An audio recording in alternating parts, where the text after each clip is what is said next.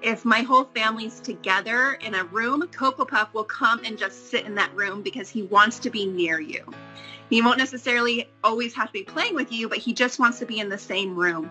And so if you're really thinking about getting a rabbit, make sure that your lifestyle is in accordance with what a rabbit needs to stay healthy and to be socially happy.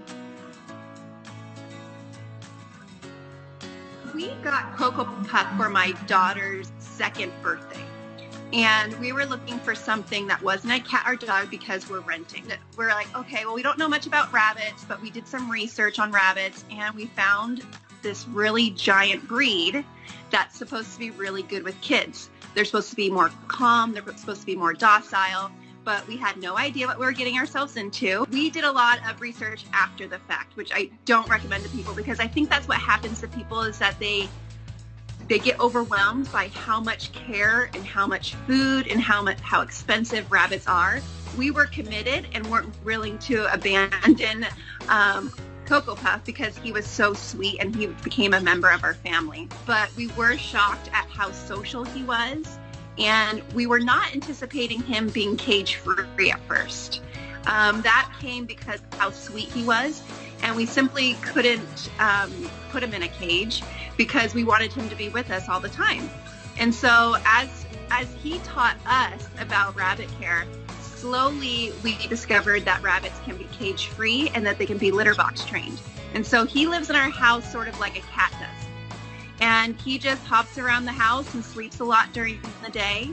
And when we're sitting in a room, he'll come and snuggle up right next to you like he is right now with me. And he just always wants to be with people, which I think was something that we were not aware of how social rabbits are. Rabbits need so much space. They're very active and they need a lot of exercise during the day. Yeah, we take him on our family outings, our day adventures as a family because he is so much a part of our family and the kids desperately want him to go everywhere with us. So he goes to pick Macy up from school. He'll go to the forest, which he loves because he loves exploring new areas. And it's so fun to see how excited he gets to just play around in different spaces. And so we have a harness that we put on him and we have a leash. And he just hops around and explores, and he loves going on adventures with us. I think the biggest thing that Cocoa Puff has taught my kids is empathy and compassion towards all living things. And that's something they really didn't grasp before having a pet. And we really wanted a pet to teach our children responsibility and how to care for a pet and how to feed them and just how to take care of another living thing. However, we weren't prepared for how much love and compassion they would learn by having Cocoa Puff. I do use him as a prop to get my daughter to do many things like brush her teeth or take a bath, or I have her show Cocoa Puff how to brush her teeth. Really interesting how if one of my kids are sick or if I have a headache or I'm not feeling well and we're kind of just being lazy for the day and laying around, he'll come and lick you, he'll snuggle up next to you, and he is a therapy rabbit. He really does make you feel better when you're feeling down, and I truly believe that he senses that. Our daily life is in the morning, I wake up and I give Cocoa Puff a large salad.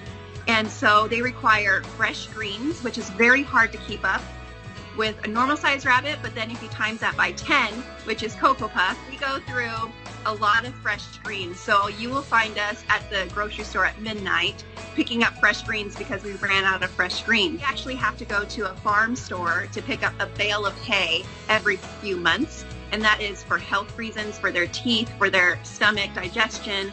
And so in order to keep a rabbit healthy, they have to eat a lot of hay. And so we go through about $200 worth of food a month for Cocoa Puff. It is a lot of hair. So rabbits shed a lot. And so Cocoa Puff sheds a ton all the time. And so I will have to brush Cocoa Puff at least 3 times a day because when they groom themselves, when they're losing a lot of hair, that can also be a health hazard. First thing I always tell people they're going to get a rabbit is to first do their research, really understand the commitment that they're getting themselves into. Also, rabbits live to be 10 plus years old.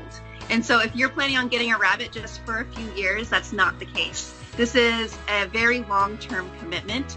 Another thing I would say is they're not starter pets. If you've never had a pet before and you really don't understand the time and commitment and the money involved, I would not suggest getting a rabbit. They're very social. And so you can't just stick them away. Often people put them in their backyards in a hutch. And that is one of the saddest things to me, is because they're such social animals and that they really need to be a part of your family. If my whole family's together in a room, Cocoa Puff will come and just sit in that room because he wants to be near you. So they are such social, sweet creatures, and we would never go back and not get Cocoa Puff. He's become a part of our family. And even though he is so much work, he's definitely worth the work, and he's a wonderful pet for us.